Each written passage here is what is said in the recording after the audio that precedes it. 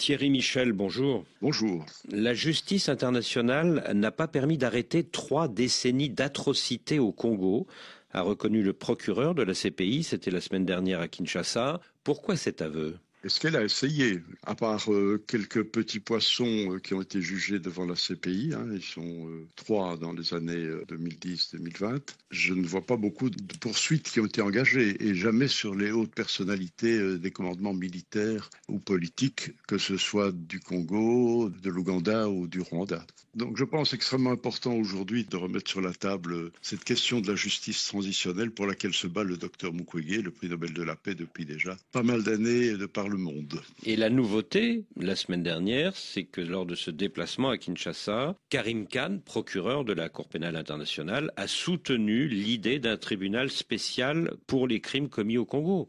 Oui, ce qui est important, c'est qu'il a dit qu'aucune partie du conflit n'a un chèque en blanc pour les crimes les plus graves relevant du statut de Rome. Aucune partie du conflit, ça veut bien dire que ce ne sera pas une justice de Congolais envers les Congolais, mais que ça va toucher évidemment tous les acteurs des crimes commis depuis 30 ans, dont évidemment les pays voisins et les responsables des pays voisins. Alors la question évidemment est de voir si on va remonter les chaînes de commandement politiques et militaires, mais que je sache, le procureur de la CPI, Karim Khan, n'a pas froid aux yeux, puisqu'il a osé s'en prendre à M. Poutine et M. Netanyahou en Israël. Donc peut-être qu'il n'aura pas de scrupules à s'en prendre aussi à ceux qui ont été responsables des guerres en RDC. Et pour ce futur tribunal spécial, Karim Khan dit qu'il faut une approche globale qui nécessite un mandat avec plus de moyens, s'occupant de génocide, de crimes de guerre et de crimes contre l'humanité.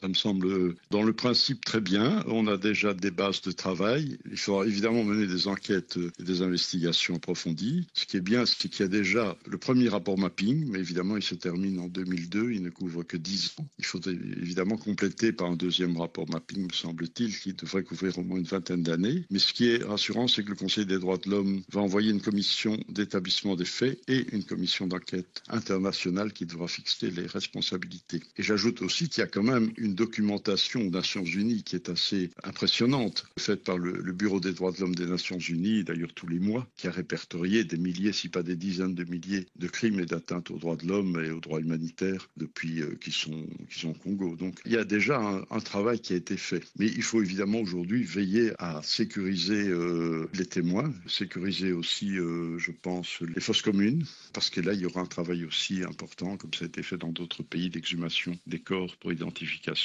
Comment ont-ils été assassinés et par qui, à quel moment, bien sûr. Et avec le risque, évidemment, si ce n'est que congolais, même avec des experts étrangers, mais si ça ne reste qu'au niveau congolais, il y a évidemment le risque d'instrumentalisation politique ou bien d'éviter certaines responsabilités de certains acteurs de ces crimes qui sont toujours aujourd'hui quand même dans des postes de pouvoir militaires ou politiques. Alors en 2010, vous l'avez rappelé, l'ONU a publié un rapport sur 617 massacres classés crimes de guerre et crimes contre l'humanité qui ont été commis au Congo entre 1993 et 2003. C'est le fameux rapport Mapping. Est-ce qu'on sait, Thierry Michel, combien de personnes ont été tuées au Congo depuis 30 ans ? Non, les chiffres les plus divers circulent.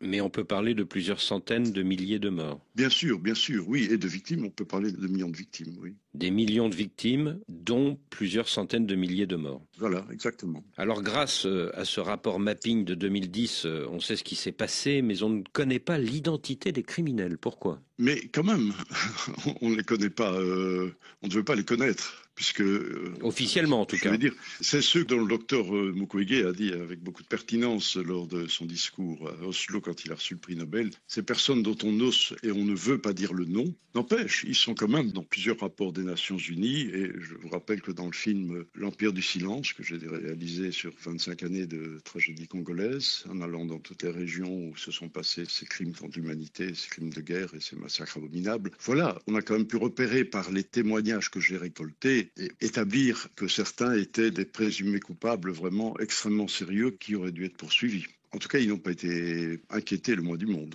Dans votre film L'Empire du Silence, qui est sorti il y a 3 ans, vous identifiez notamment 2 présumés coupables qui sont des officiers congolais, le général Tango Fort et le général Rouhorim Béré. Qu'est-ce qu'ils sont devenus? Que je sache, ils n'ont pas été vraiment inquiétés. Donc, ils sont aussi dans ce cycle d'impunité parce que d'un côté, il y a l'Empire du Silence qui commence à être brisé.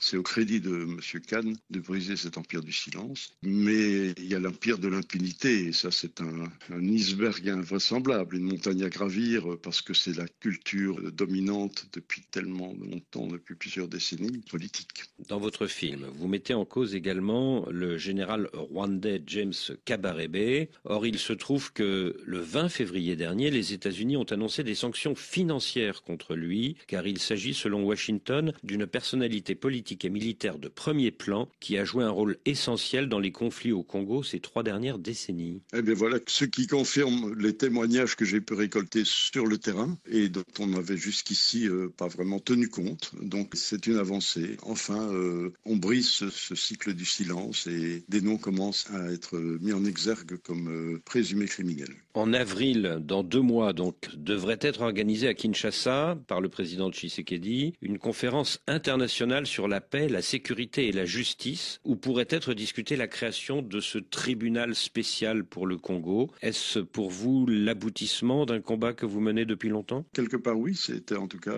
une des revendications du docteur Mukwege. Maintenant, il faut voir dans quelles conditions elle va se faire, avec qui, avec quels acteurs. Il faut quand même rester un peu dubitatif pour ne pas que ce soit une justice transitionnelle cosmétique et par manque de volonté politique claire, parce qu'il y a quand même encore des anciens chefs militaires et anciens membres du gouvernement qui sont quand même dans les personnes présumées responsables de certains crimes. Donc, il faut voir jusqu'où on pourra aller et si ce ne sera pas instrumentalisé. Il ne faut pas que ce soit seulement un outil politique contre le Rwanda, même si évidemment il faut dénoncer les crimes commis par le Rwanda et l'occupation actuelle, sans tergiversation. Mais voilà, il y a des responsabilités internes au Congo. Il faudra évidemment qu'elles soient mises en exergue. Depuis 2018, depuis qu'il a obtenu le prix Nobel de la paix, le docteur Mukwege ne cesse en effet de réclamer un tribunal spécial international pour le Congo. Pourquoi a-t-il prêché si longtemps dans le désert et pourquoi est-il enfin entendu aujourd'hui ? Il y a plusieurs raisons, bien entendu.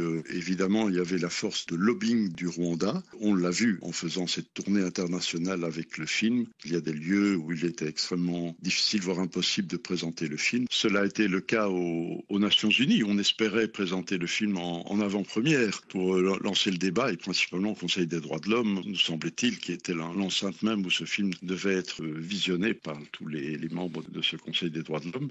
Cela s'est fait il y a peu. À Genève. Cela s'est fait quand il y a eu la rupture assumée entre le Congo et le Rwanda et où le Congo tout d'un coup a demandé de mettre à l'agenda des Nations Unies ce film. Donc voilà, il a fallu un certain temps de latence parce qu'on voit bien qu'il y avait quand même des interactions. Il y avait aussi la question pour laquelle le docteur n'était pas entendu, c'est que évidemment il dénonçait les crimes commis par des Congolais sur des Congolais aussi. Donc ça mettait en cause des gens qui sont aujourd'hui toujours dans l'establishment du pouvoir en RDC. Mais aujourd'hui, les esprits évoluent. Oui, parce que la situation a dégénéré. Et je pense qu'on sent bien qu'avec cette nouvelle guerre, on ne peut plus jouer l'autruche. Et il faut mettre les choses sur la table et il faut avancer. Voilà. Espérons que ce soit pour aller au bout de la logique. Thierry Michel, merci. Merci beaucoup.